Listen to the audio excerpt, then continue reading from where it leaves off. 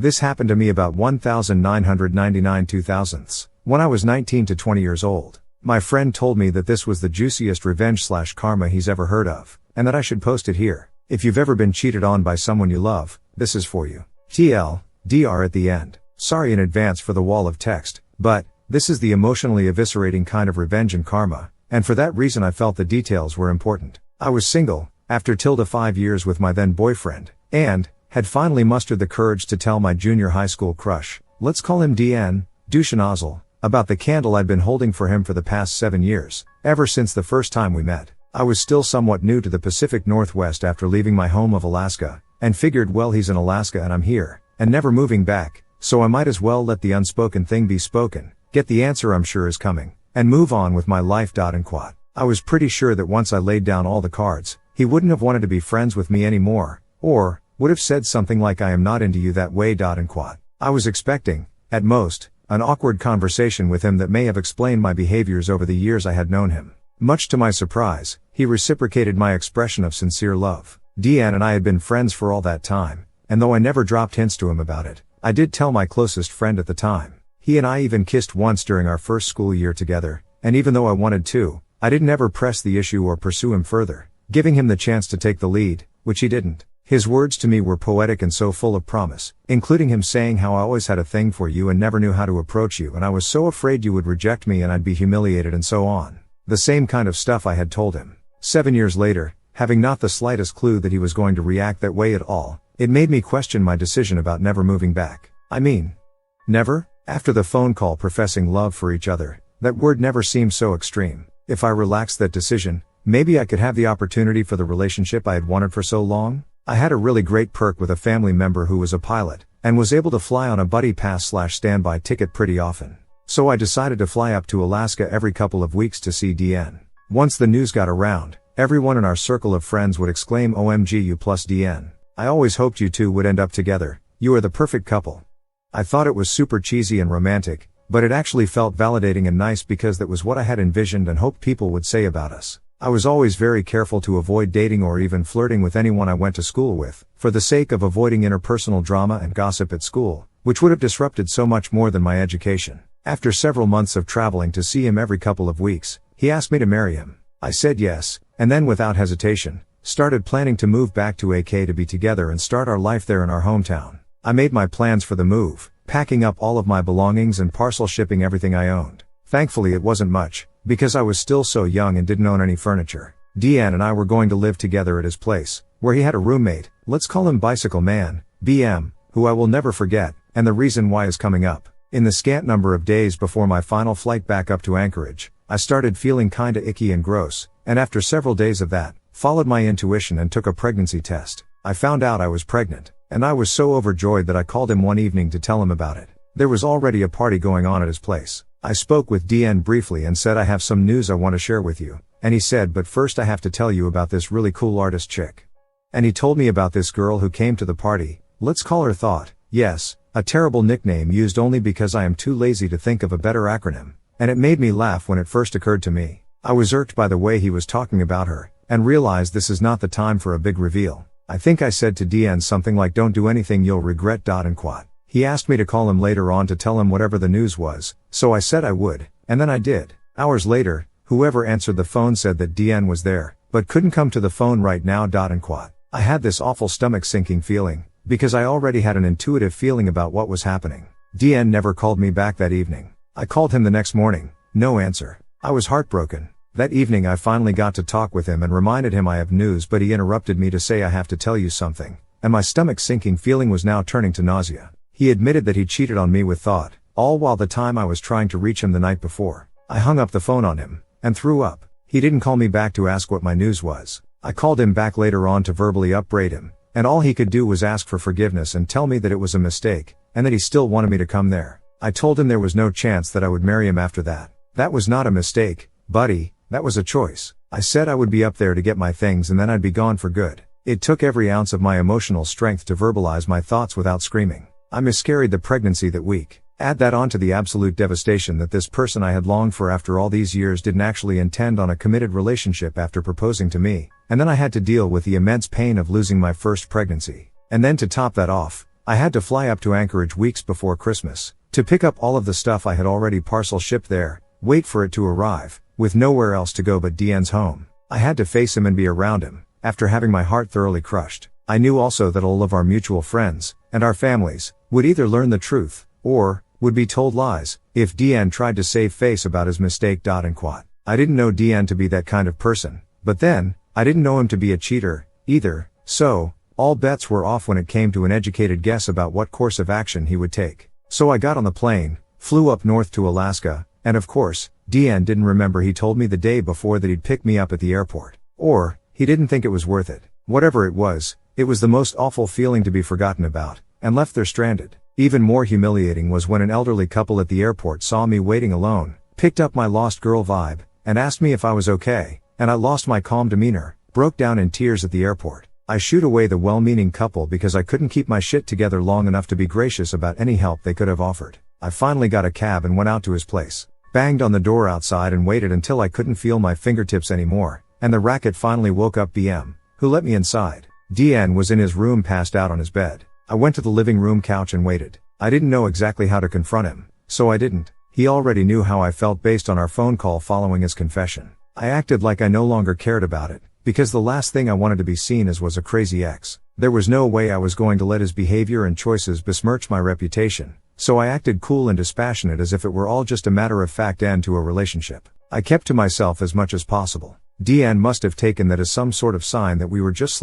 only friends, as if we never had a relationship, as if he had never asked me to marry him. And he had the bright idea to invite Thought over to meet me. As it turned out, DN told Thought that I was just a friend and he never told her about our relationship, engagement, me visiting frequently to see him, me moving there to be with him, etc. It was like I was just erased and discarded. Looking back, this is a very clear case of a narcissist's relationship pattern of idealize/devalue/discard. Every moment between arriving there and leaving felt like it was just me crying and feeling so incredibly hurt that it broke my whole world. I had sacrificed my family, who had all moved to the Pacific Northwest by that point. I left my job, so that I could move back to Alaska and be with DN. I was so into the idea of a relationship with him, it didn't even feel like I had sacrificed for the sake of our relationship. But, I did. And it hit me that I sacrificed family and job who had never hurt me, at least not in the way DN had hurt me. I regretted leaving them to be with DN and his empty promise of love. When the news spread to our mutual friends and his family, no one could understand why DN and I were split up. While everyone understood why I was crying and upset, no one really knew what to do with the constant stream of tears. I maintained my composure as being the not crazy ex to the best of my ability. This all happened in front of people who knew both of us for years. They were dumbfounded about Thought and what she was doing with DN. They put the puzzle pieces together themselves. I kept my mouth shut and only stated facts when I was asked. Yes, DN would rather be with her. So he is with her. I'm here waiting for my things to arrive so that I can ship them back, and then I'm getting on the next flight out of here. And quat. One day out of the total 2 weeks I was there, BM, remember? Came out of his room and saw me and my silent waterfall of tears, and just said to me, DN is a total asshole. If I were you, I would be crying too. And quat. For some reason that made me feel better about the whole thing. BM was a muscly badass to a young woman like me, and for him to say that made me feel like the world wasn't such a cruel place after all. I still had not told anyone about the pregnancy, or the loss, because even though I was grieving and in pain, if I mentioned any of that, I knew that I would be treated like a crazy ex who was making up stories to make him feel worse or make it all about poor me, and I just didn't need any more bullshit on top of that. I suffered in silence and perfected the art of crying without making a sound so that I wouldn't draw anyone else's attention to my grief. Over those 2 weeks, DN invited Thought over frequently. He probably thought it was no big deal to me. He was not thinking about me or how his behavior was affecting me. I was in a state of shock. I never thought he would treat me like that, after I had known him for so long and had never seen him behave in that way. I stayed on the couch while the two of them had their fun in DN's room, within earshot.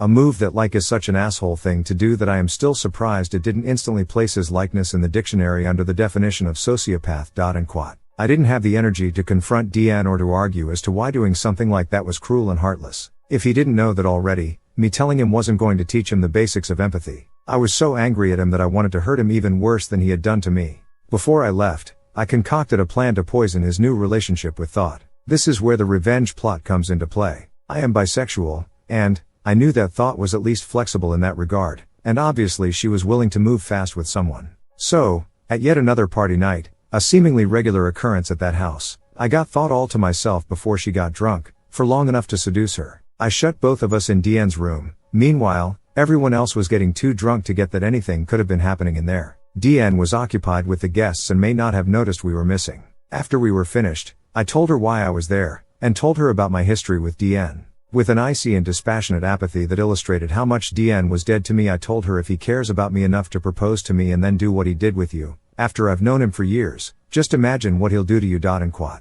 Suddenly she understood why I had been so somber when I was introduced to her. She had no idea that I was anything more than an innocent friend of DN's. She didn't know why I was there in Alaska, or why I was waiting for boxes. She didn't know anything. She felt profoundly guilty and regretful, despite the fact that she didn't know any better. She had been deceived and I had been too gracious to lose my cool or cause a scene at a house party or in front of anyone else, as would have been expected. When I was in private with her, I told her everything, including how I had pined after him since I was 12 years old because my adolescent hormones didn't know better. DN walked in on us and must have assumed that nothing was wrong, only because nothing violent or terrible was happening in the moment. That was either hubris, or drunkenness, on his part. There was no confrontation, again. The party went on, and Thought left. The next day, DN asked me what I was doing with Thought. I said to him she was an easy piece of ass and I'm not surprised you were able to get busy with her the same day you met her. I just happened to do the same thing you did. And quote. ETA, I didn't see her that way. I said that to her because it was the most emasculating thing I could think of. The look on his face seemed to suggest that his dick had shriveled and inverted into his body.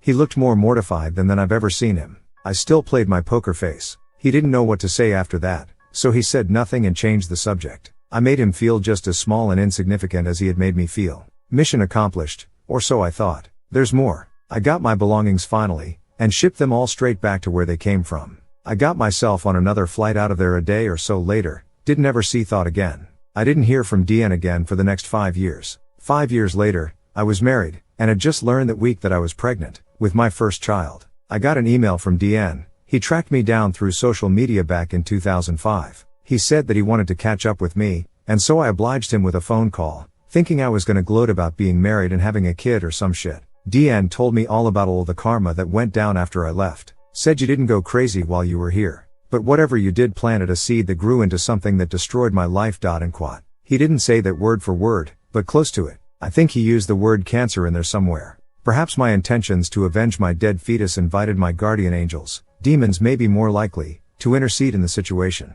Karma, in order of appearance. Thought cheated on him with his best friend, and then moved in with the dude only 2 weeks after I had left. Ouch. He got fired from his job on Christmas Eve. His boss was another mutual friend who heard about what he did to me, decided he didn't want the guy working at his video store anymore. Ouch. His truck broke down in front of an electrical station, got impounded. He didn't have enough money to get it out, since he lost his job. So he lost his truck, too. Ouch. That is pretty bad when you live in a place like Alaska, in the middle of winter. His family caught wind of what went down with me and disowned him. Ouch. I thought that was pretty extreme. What did they hear? I never found out, but just chalked it up to karma. After Thought was gone, his remaining friends, unsurprisingly, threw another drinking party at his place. Except that this time they got DN wasted drunk, and then beat the crap out of him and threw him out of his own home into a snow berm, and locked him out. He took refuge with a neighbor, but later on he had to leave the state because he had been shunned by all his remaining friends, had no family or job or truck, etc. and was now single,